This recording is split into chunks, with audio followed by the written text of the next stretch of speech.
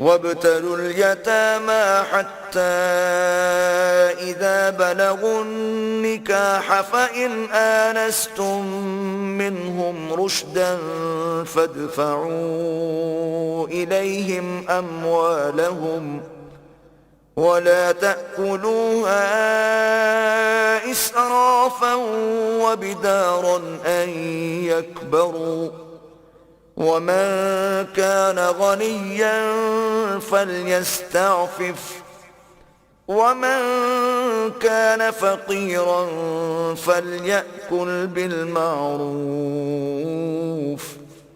فإذا دفعتم إليهم أموالهم فأشهدوا عليهم وكفى بالله حسيبا۔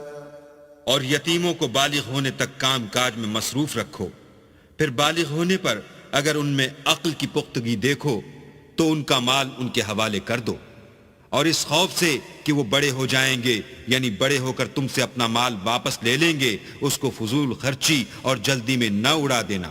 جو شخص آسودہ حال ہو اس کو ایسے مال سے قطعی طور پر پرہیز رکھنا چاہیے، اور جو بے مقدور ہو وہ مناسب طور پر یعنی بقدر خدمت کچھ لے لے، اور جب ان کا مال ان کے حوالے کرنے لگو تو گواہ کر لیا کرو، اور حقیقت میں تو اللہ ہی گواہ اور حساب لینے والا کافی ہے۔ للرجال نصيب مما ترك الوالدان والأقربون وللنساء نصيب مما ترك الوالدان والأقربون مما قل منه أو كثر نصيبا مفروضا۔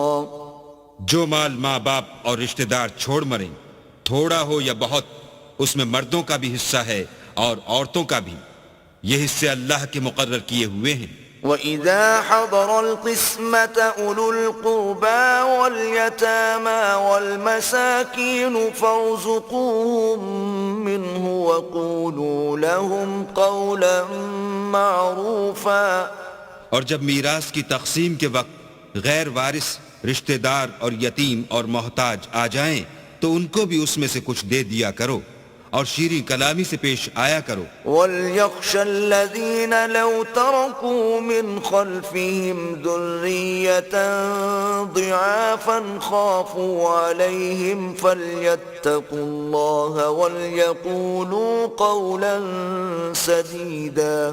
اور ایسے لوگوں کو ڈرنا چاہیے جو ایسی حالت میں ہوں کہ اپنے بعد ننھے بچے چھوڑ جائیں، اور ان کو ان کی نسبت خوف ہو کہ ان کے مرنے کے بعد ان بیچاروں کا کیا حال ہوگا، بس چاہیے کہ یہ لوگ اللہ سے ڈریں اور معقول بات کہیں۔ ان الذين يأكلون اموال اليتامى ظلما انما يأكلون في بطونهم نارا وسيصلون سعيرا۔ جو لوگ یتیموں کا مال ناجائز طور پر کھاتے ہیں وہ اپنے پیٹ میں آگ بھرتے ہیں اور دوزخ میں ڈالے جائیں گے۔